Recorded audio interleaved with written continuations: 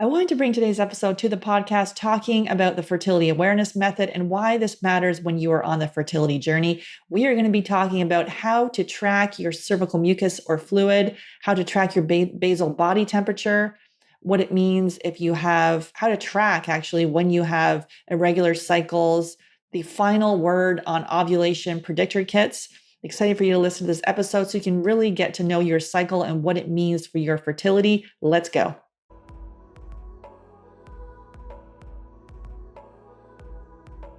Hey there, I'm Sarah Clark, founder of Fab Fertile and your host. I believe the functional approach is the first step for anyone on the fertility journey, and my aim is to help you get pregnant naturally.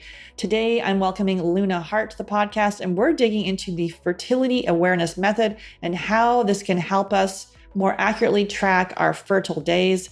Luna Hart is part of my team here at Fab Fertile. She's an integral part of our couples coaching program, which uses functional lab testing, diet, and lifestyle changes to dramatically improve conception. So if you're struggling with infertility, your body is desperately trying to tell you something, and focusing on your health will either help you get pregnant naturally, or if you do need to go to the fertility clinic, it will help you get pregnant with your own eggs. Luna Hart is a functional diagnostic nutrition practitioner, certified fertility awareness practitioner, and a somatic experiencing practitioner that's passionate about helping sensitive women to find an empowering path to healing the root cause of their gut and their hormone issues. Thanks so much for listening. I'm so thankful that you're here. Make sure you hit subscribe. And if you know someone else who is on the fertility journey, please share this podcast with them. Hey, Luna, excited to have you on the podcast. Thanks, Sarah. I'm excited to be here too. Awesome. So we are talking all about the fertility awareness method, and I've done a blog on this. I don't think I've actually done a podcast episode going into exactly what that is, cervical mucus, all the things that we as women really aren't told at all about what that is. And it's really so important for us to know our bodies for our fertility. And many times people are missing the fertile window and more. So first of all, let's just talk about, so what exactly is the fertility awareness method and why would it matter for someone who is trying to conceive? Yeah, so the fertility awareness method is a daily practice of checking in with your own personal biomarkers to determine your fertile window. And there's many fertility awareness based methods out there. There's tons. So I practice the symptothermal method, and that is looking at the sympto, which is cervical fluid, and the thermo is basal body temperature. And then we also add in cervix positioning as a third biomarker to track. And it just really provides the ability to really clearly pinpoint that fertile window, which is super crucial, obviously, for someone who is trying to conceive. And, many of us grew up with the notion that we are fertile on all the days. But actually, it is this window of possibly an average of around 6 days or maybe shorter. So using this method, we can really get a clear outlook on timing of intercourse and have more success.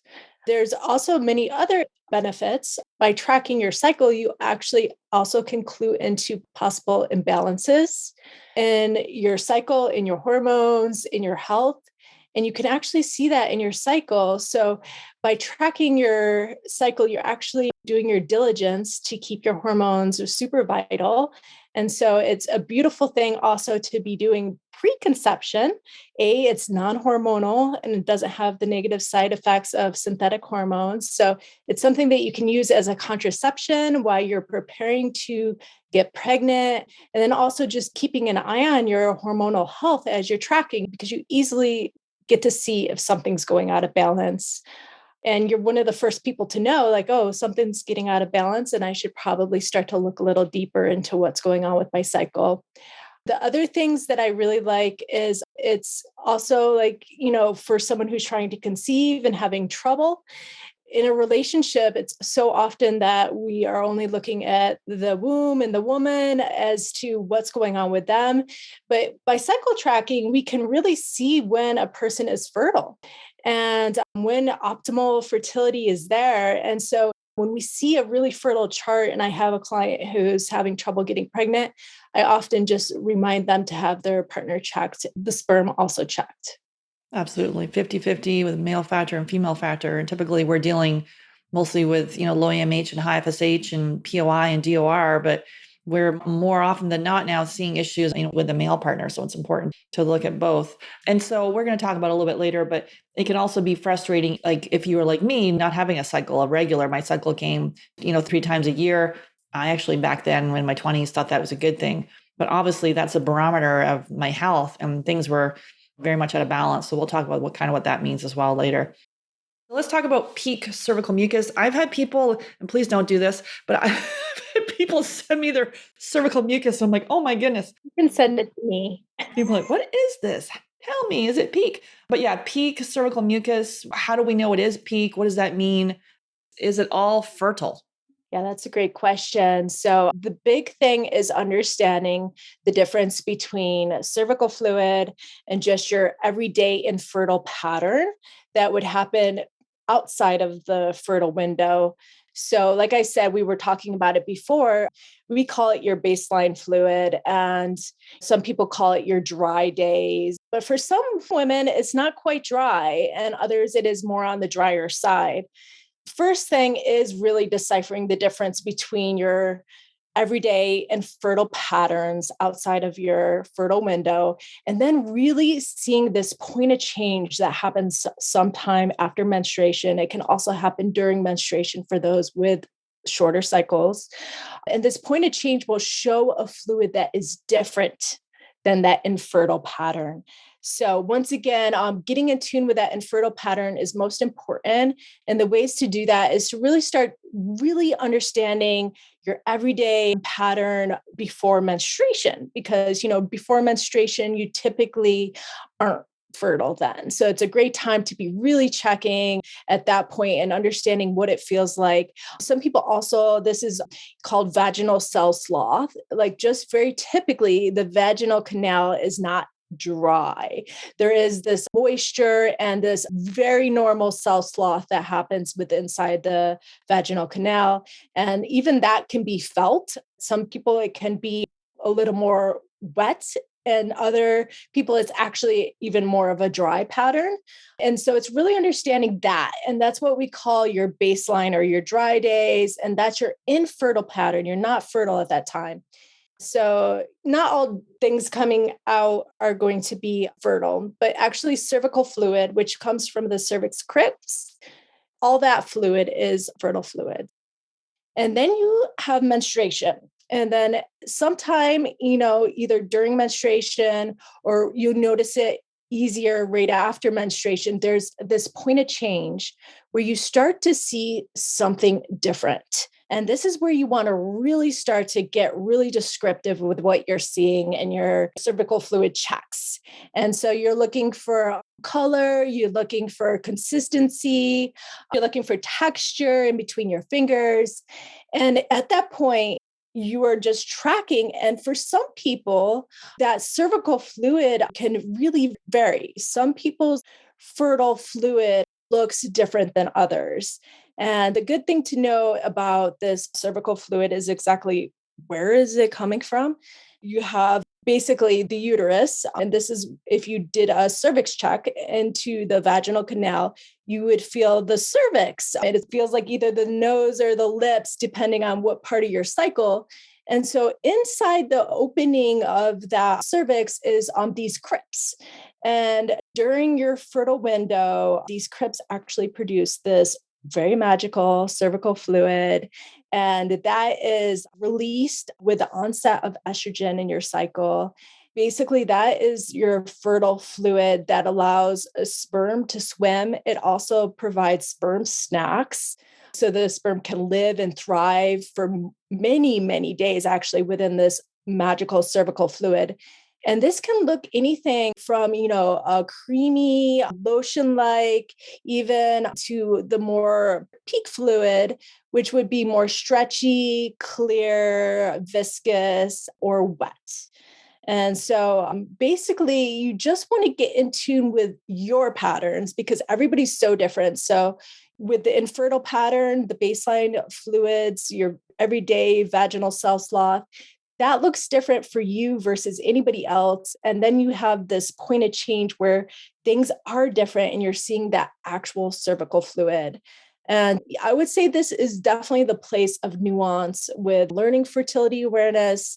It can take some time. I would say just go in with curiosity. And once again, just tracking everything you see with curiosity, just noticing what you're noticing. And of course, if you have any questions about what you're noticing, this is where hiring a certified fertility awareness educator can be really helpful. So the optimal time for sexual intercourse is during peak cervical mucus, but it doesn't mean you can't get pregnant on non-peak cervical mucus because, as we said, all cervical mucus or fluid is fertile. It's just the optimal time there. And that's kind of that nuanced piece where it might lead to some confusion.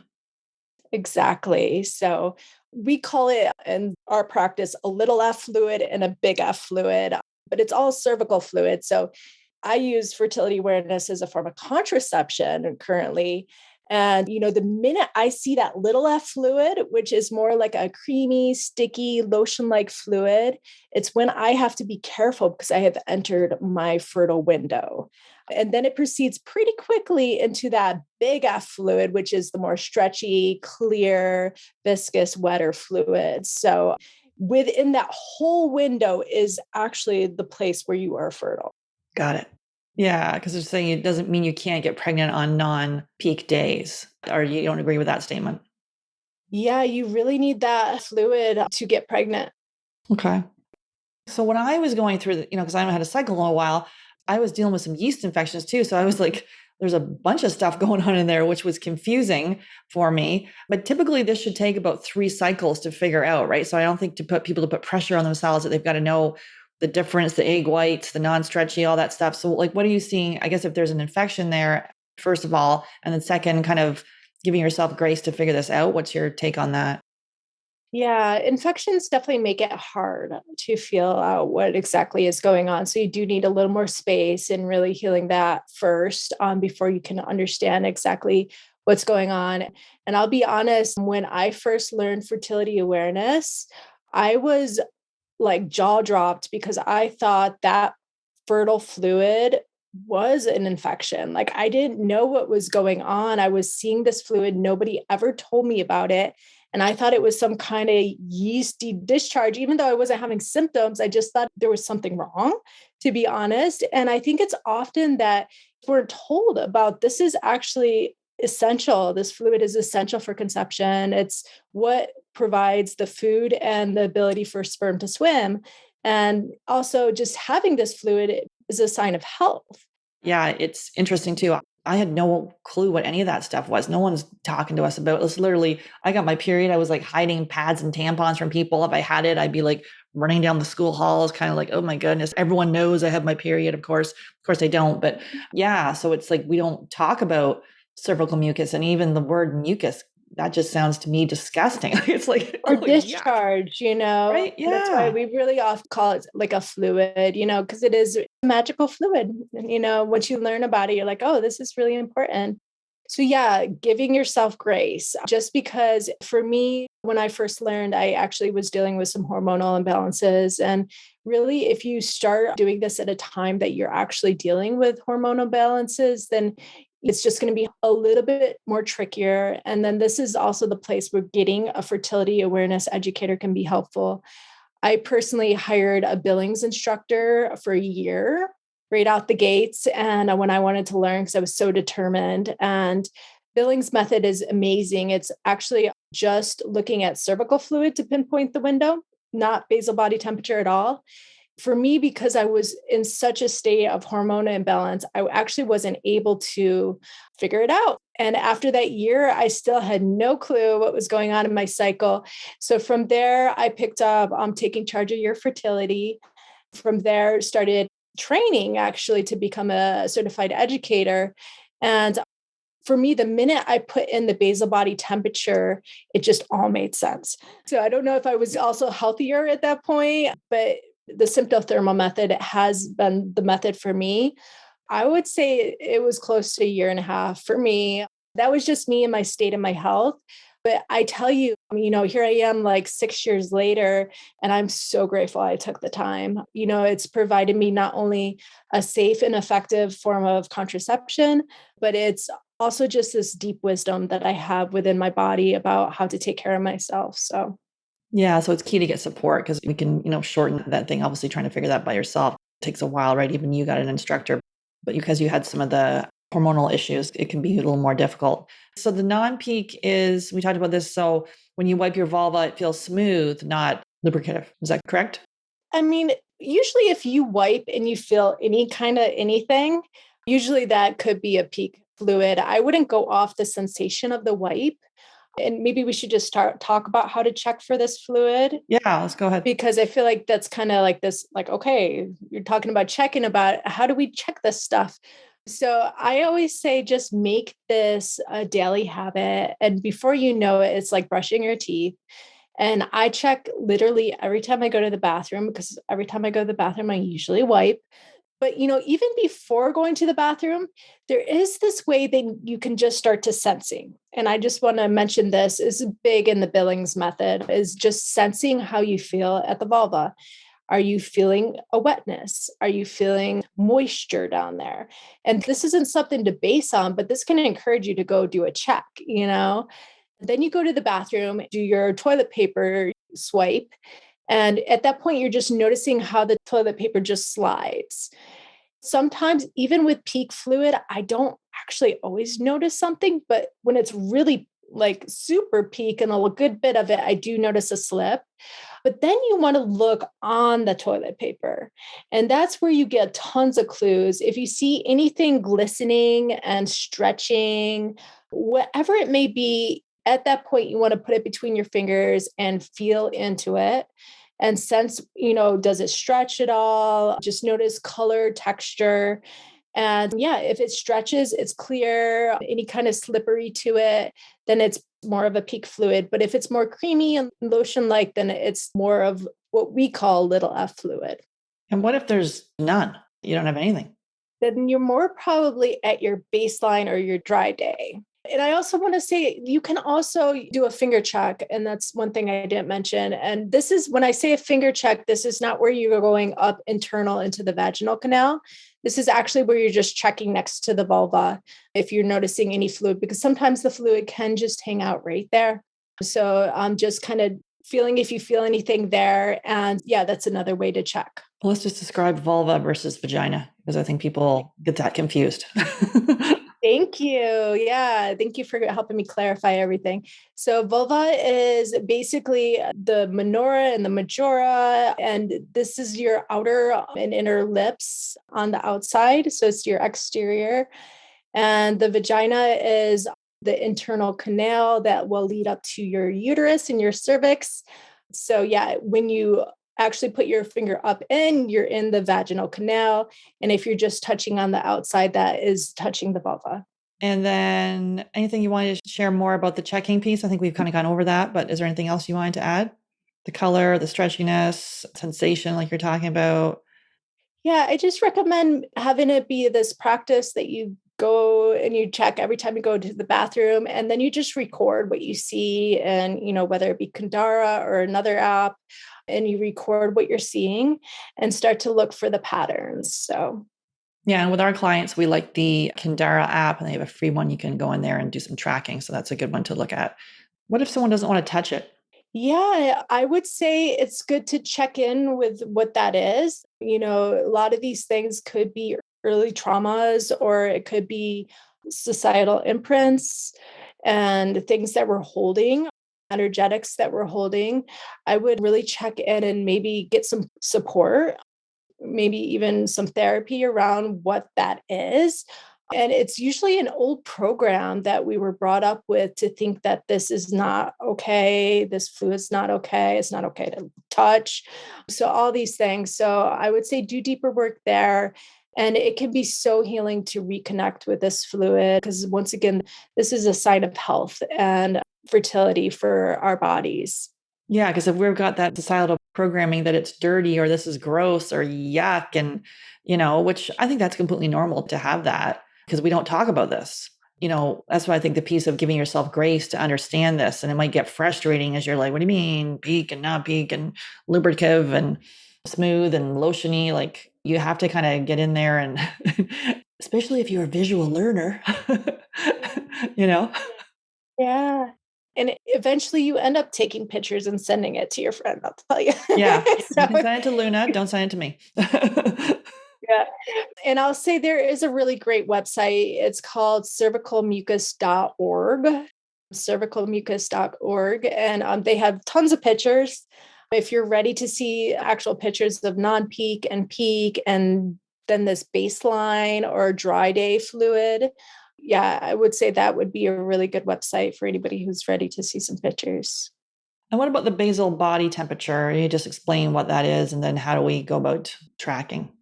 Yeah. So basal body temperature is great. Basically, it's measuring your body's resting metabolism. Also gives a wealth of knowledge of so many things. But what we're tracking with basal body temperature is ovulation. It really confirms ovulation has occurred because when the ovary releases the egg, progesterone is released, and progesterone raises our body temperature. So this basal body temperature is really seeing that progesterone rise. And when we see that rise in our basal body temperature, it really confirms that ovulation has occurred. And just to say, the reason why I like these two biomarkers so much is the cervical fluid opens the window and is the most crucial biomarker in fertility awareness method because you can just rely on just the cervical fluid. Like there's many methods, the Billings, the Creighton, that just use cervical fluid. So cervical fluid opens this window, and then basal body temperature along with cervical fluid will close this window. And so, basal body temperature alone really isn't that great for conception because sometimes when you're seeing that rise, you've already ovulated. So it's just wise to always know that cervical fluid is primary, to get that down first, and then add in this daily check of the basal body temperature to coincide. And so, how you take the basal body temperature is it's the first thing in the morning, and you want to do it before you drink a bunch of water or start cuddling your partner or do anything. You basically put a basal body thermometer under your tongue all the way back. There's some hot pockets underneath your tongue, so you want to hit those, and you would catch your temperature rate then. I recommend a thermometer that holds the temperature because obviously you don't want to be looking at that temperature and trying to remember it. So I like the easy at home basal body thermometer. It holds the temperature. It does do a beep. So if someone is sensitive to beeping, so it beeps when it's done. But for me, what I do typically is I'll record in the evening. So in the evening, before I go to bed, I plug in my basal body temperature, and I will also record what I saw in my cervical fluid that day. And then the thermometer is clear and ready for the next morning. And then, just to be very honest, I didn't always use a basal body temperature thermometer. I first started with the temp drop. And for me, it was one of those things. I don't know why. I just could not get the habit down. I didn't have any good excuses. I just couldn't get the habit down.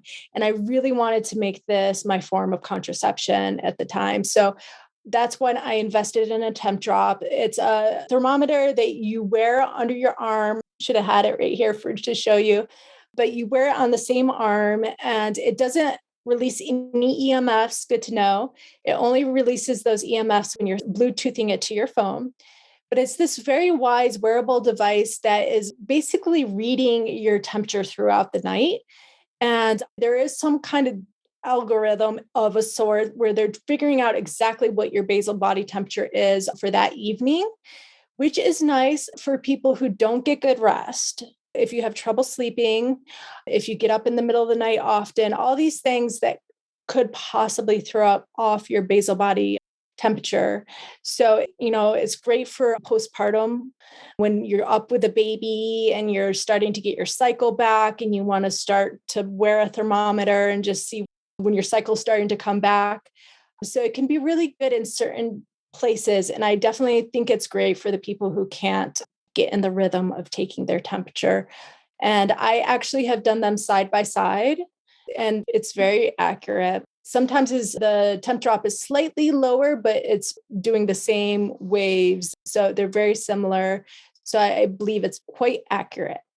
So with the thermometer, and you recommend the easy at home one, that one you would do in the morning, and then you're just logging that at the end of the day. So why would you do that then? Because I would think you'd want to log it in the morning, but yeah, why are you saving that to the end of the day? Does that just work for you, or is that a best practice? It's what works for me and it's whatever works for you.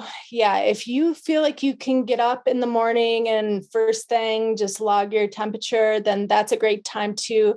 For me, it's kind of nice for me to look the whole day and just be like, okay, what kind of cervical fluid did I see? What else went on? If I did a cervix check and actually checked my cervix, then I would just write it all down that day and log that day. So it's just what works for me. And I say with all of it, it's just finding your rhythm and just, it doesn't take much time, but it takes some discipline. So Yeah, habit 21 days at least. And then the temp drop, you could do both together if you kind of want to nerd out and kind of check them both, or you would just one or the other just one or typically. the other. Yeah. Like, so why were you doing both then? Because you're like, you just wanted to see Oh, what it was because like. I'm an educator and I wanted to confirm that the temp drop is viable and accurate. So And so if you had to, obviously from a cost perspective, the easy at home one, what's the cost of that one? like under 20, like I would say like $15. And then the temp drop is still fairly reasonable. What's that one? I think you priced it out recently. It was like 179 or I think so. something. Yeah. So still fairly. They do sales often and some discounts and stuff like that. I think you can even offer a discount to people. Yeah. So just, I'm able to offer my clients like a 10% or something. Yeah. We'll have a link down there for that. And then, yeah, it's interesting to know about the EMF because people worry that you're, having an EMF exposure. So that's That not the wouldn't case. work. Yeah. Yeah. Okay. And then using Kandara then to put all your findings in there. I'm not sure if that's what you're using personally, but we like Kandara. Are you using anything you want to recommend or? Yeah, I have used Kandara for a really, really long time. I've just moved to Read Your Body because they actually just really coincide with the method that I learned. So does Kandara. And I would say Kandara would be my definite second favorite. So, Okay. And then anything you wanted to say, since for Kandara, that's one where we recommend, anything you want to say when people are recording, any kind of best practices or anything that you'd like to talk about there? sure. A lot of people don't understand that what day one is of the cycle. So day one is the first day of flowing blood. So if you have a couple days of spotting, those would be in the last cycle. And day one is always that first day of flowing blood, the day that you usually need to wear something. And then, yeah, so you would track, your menstruations, you would track your spotting. And then I love Kandara. It has like one of my favorite things is how you can put how much of the cervical fluid you had. So it has four things that it's tracking: the sticky, creamy, egg white, and watery. And you can just have a little bit of that one or a lot of this one. So they have like these different degrees you can put of the different fluids. And the other thing I like is sometimes you have creamy with egg white, and they also allow you to record that. So you maybe just a little bit of creamy with a lot of egg white. And then if something is just different and it doesn't fit into those four descriptors, I would say just put that in the notes section. It's really good to document what you're seeing because these other fluids could be signs of possible other imbalances or something else. And I would just say there are more descriptors than just those four things. So I would just, always note what you're seeing. And the basal body temperature, once again, you would take that first thing in the morning. I like how Kandara has, if it's a questionable temp, because the one thing with basal body temperature is you have to take it around the same time every morning. And some people are really sensitive to that, and some people aren't so much. So you want to really kind of look at, like, if you usually take it at 7 every morning, you kind of have an hour on either side to waver before it gets to be a little weird. But say you usually take it at 7, but you slept until 9 and you took it at 9. That is where you would record your temperature, but you would mark it as a questionable temp. And especially if you were showing it to someone like me, we're like actually looking for those things like, oh, yeah, she slept into 9. That's why that temperature is a little bit higher. So that's really cool. The other thing with Kandara is you get to note your peak day. And so this peak day is the last day of peak fluid, or what we call the big F fluid. So that's where you're seeing all that egg white or stringy, the watery, clear fluid. And so that's the last day that you see that is quote unquote that peak fluid day. And they have a little toggle that you can actually push the toggle over and say, that was the last day. And the next day I was dry. So that's good to mark. And that usually really signifying that ovulation probably occurred. And once again, you would just look at the basal body temperature to coincide with that. And then also Kindara allows you to track your cervix. It's not essential for the symptothermal method, but it can be really helpful for people who have really irregular cycles and need an additional support. And then at the very bottom, they have a place where you can add symptoms. And I think that's really wise to track your cyclical symptoms, such as your headaches, your breast tenderness, moods, hunger, energy levels, anything like that you could really put down in that area. And then they have a place where you can add any new drugs or supplements. And, this could be a great place to really track, oh, yeah, I started that then. That's what's going on. And that's what you really get to see with your cycle is, in programs like yours, Sarah, like you see the improvements in the cycle. Like it's like proof in the pudding that, like when you see that luteal phase get longer and the ovulation occurring. So tracking your cycle throughout any kind of health protocol is really so wise because you really get to see what you're doing for yourself. Yeah, and sometimes the cycle gets worse before it gets better, and people are like worried, oh my goodness, it's longer, it's shorter, it's spotting. Then it starts to equalize out. So the level of patience there is if we're addressing gut infections, usually always, a hormonal imbalance, blood sugar, thyroid, and more, then we start to see that, yeah, as evidence with the cycle. And the cervix there, I think it's a little bit of it can be confusing, isn't it? Like the sort of the cartilage of the nose or something. There's some piece in there about how to find the cervix. What is a cervix? And, again, we weren't taught this in health class. So if you can give us a little cervix 101. Yeah. So the uterus is, kind of shaped something like, I wish I had a model for you, but at the very tip, and this is where the opening is or the os, and that's what actually opens to allow a baby to come out. So the cervix is the very tip of the uterus and is what you can palpate. And, not everybody can, most people can, but not everybody. When you put your finger into your vaginal canal and feel up, you'll feel something. And that is the cervix. And sometimes for people who can't actually touch it, I recommend squatting can usually help you get there. And then you're just noticing what you feel there. Really, what it is, I think what you're talking about is when it feels like the tip of a nose, this means it's more infertile. So, usually, when it's infertile, it's lower and harder. And when it's fertile, it's usually higher in the canal and more the texture of like your lips. And also, sometimes you can feel the os. So, the os does open for ovulation, and it does also open a little bit for menstruation. But then, right after ovulation, the interesting thing is right after ovulation and the onset of that progesterone, this cervix will really drop pretty quickly. So, yeah, right after that peak day and the progesterone comes online, your cervix will drop and harden, and also your cervical fluid will dry up. So do you recommend then checking for your cervix every day? So you understand how it is throughout the cycle, or like what would you do there? I would say first start with cervical fluid and then get the basal body temperature. And if you're still not getting it or like understanding what's going on in your cycle, then you would want to add in the cervix checks. Okay. And so what do we do if we don't have a cycle? Obviously it can be like super frustrating to try to track our cycle if there isn't one there. What can we do as far as our temperature and things like that? Any tips? Yeah. So, temperature taking can be really annoying when you're not having a cycle or things are very irregular. So I feel like it's fine to put that aside. But tracking your cervical fluid can be a wealth of information and also show you that signs that your cycle is coming back and showing you that you're on the right path. So continuing to track cervical fluid would be really important and can be helpful especially if you were working with a fertility awareness educator, they would be able to kind of get a little more sense of what's going on.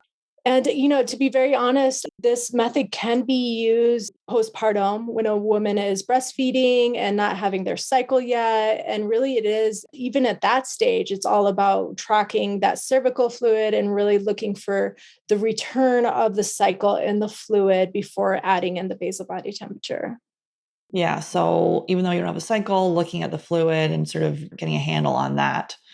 And I think that the tracking in itself can be triggering for people. So let me just back up on that question. So what if we're feeling like, oh my goodness, every time we go to track this, it's all over the map and it just gets like super frustrating. You would still say just kind of get like gradually get a handle on that cervical fluid, or what would you say there if you're feeling super triggered? If you're feeling triggered, of course, you really want to address that first. Any stress is not supporting your fertility, and that's number one. But getting inspired to just get one thing under your belt at a time. And like I said, just getting to know that cervical fluid is a way to connect with your body and heal. So that could be a good journey to go on. And then adding the basal body temperature. As far as the short and long and getting triggered, we were brought up with this 28-day cycle thing. And just to speak to that is there is quite a range of normal cycles. So anywhere from 21 to 36 days could be a very healthy cycle for a person. And what really attributes to a healthy cycle is ovulation. And so, yeah, it can be triggering to know that maybe you're not ovulating, but it actually should also be inspiring for you to understand why and to do the deeper healing and to really await for that ovulation to come back. So, yeah, you can have a 21-day cycle and be able to conceive. It really has to do with ovulation and that proper luteal phase. And even, the longer cycle, that is okay as long as you also are ovulating. If you're out of those ranges, you do want to assess what's going on deeper. And that is just preventative care for you just alone, whether it be to actually even have a baby eventually. But for you, it's most important. And so the ovulating piece, how do we know if we're ovulating? Yeah, so looking at those two biomarkers. So when you see on that fertile fluid, basically what you're looking for is at least one day of that more peak fluid, but it could be multiple days. Then you're also just looking for that fluid to do that drying up afterwards. So you'll like have this wave of this fluid and then you'll dry up afterwards. So that's what you're looking for in the fluid. And then what you're looking for in the temperature is the rise of the temperature. We work in Fahrenheit here, so it's actually 0.2 degrees higher would be an elevation and actually staying elevated for most of that luteal phase or the final phase of the cycle there. So those two things, I can easily personally look at a cycle and be like, oh yeah, ovulated, and really nice. We also have lab testing too, but looking just at the cycle, we can really see if someone is ovulating. And then let's talk about the pros and cons of ovulation predictor kits. Yeah. Well, the pro is that it's just definitely another marker. I would say just relying on OPKs is where it becomes a con because it's, just actually measuring one thing, that luteinizing hormone. It's not really a full picture of what's going on for you. Really, when you're looking at that cervical fluid, you're looking at estrogen. When you're looking at that basal body temperature, you're looking at progesterone. So I would say a lot of what happens with the OPKs is sometimes, especially with irregular cycles and people possibly not ovulating, is they're just peeing on these things, maybe seeing a surge, but it's not actually producing an ovulation. At least I've seen that in my practice a bunch with more irregular cycles. And then you have certain disorders that actually are producing more LH, like PCOS. And those would be really challenging to be using the OPKs because you're just always getting those LH surges. Another downfall I see is that you're really kind of basing it off like you start your OPKs on this day and you do it every single day until you get, and I find it can be really inaccurate sometimes. Like I've definitely had clients be like, I had an LH surge and then I started bleeding 2 days later. What's going on? And, these clients are people who are having more irregular cycles. So I think they can be beneficial, but I would also want to be looking and tracking the cervical fluid and the basal body temperature along with it. I guess and then the advantages and the disadvantages of this type of method. What would you say obviously we talked a lot about the advantages today, but any disadvantages? I think to me that it's if you're not feeling comfortable touching fluid or looking at your body in that way, it might feel, for some people, it might not feel right. But as you say, to look if is there trauma there, like, or the societal pressure or something. Anything you wanted to say there of the disadvantage of this method? Yeah, it's a great question. And, for me, I have so many advantages. And really, I would say the disadvantage is the time commitment to learning it. It's not like walking out the door with something that you just swallow and you got it or something like that. You do have to learn the method. There is some time, there's a little bit of a learning curve, and it does take a sense of commitment on a daily basis. So, what I find is there just are personalities that resonate with this a little deeper, and certain people that, it might not be your cup of tea. And I think that's okay. I don't think you should be forcing yourself, obviously, to do something that you hate. But certain people really thrive off, the rituals and the rhythms of doing something every day.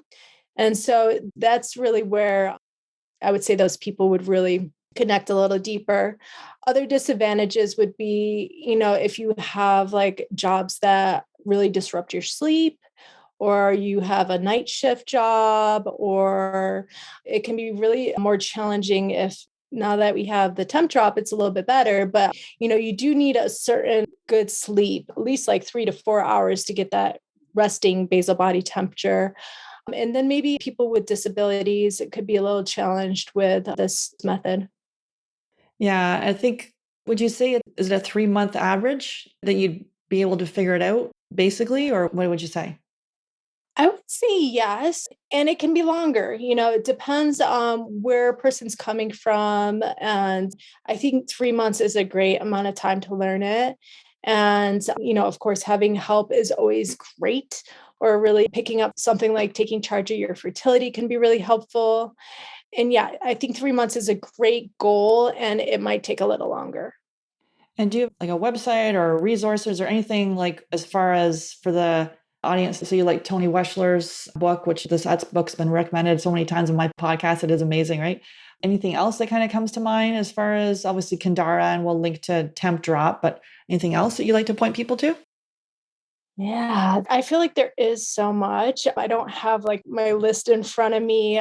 I love Fertility Friday is a really good fertility awareness podcast. And I love everything Lisa does, but Yeah. Lisa Henderson Jack has been on the podcast a couple times. She's got a couple episodes on here. So her podcast, Fertility Friday, is awesome. And so, any final thoughts on our topic today, Luna? I would say, beyond even using this method for conception, there's so much that happens. Like for anybody who does actually learn this method, they feel like they just learned a deeper wealth of knowledge about their body. And it's something, once you learn, nobody can take it away from you. It's deep within you, and it's really worth the time and energy to learn.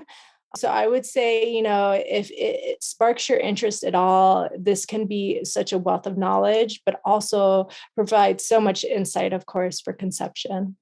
Yeah, what the fifth vital sign to really understand what your body's trying to tell you. And, for many years, I was so disconnected, had no clue what any of these things were telling me. Meanwhile, the body's like giving me all these signals, and I was taking pills and doing all kinds of other things and feeling uncomfortable about it and not asking anyone for support and had no clue about anything. So if you're here listening to this podcast, you have found it for a reason. And yeah, looking at this part is starting off with the cervical fluid or mucus and tracking that and going from there. So thank you so much, Luna, for sharing your words of wisdom on this topic. Thank you.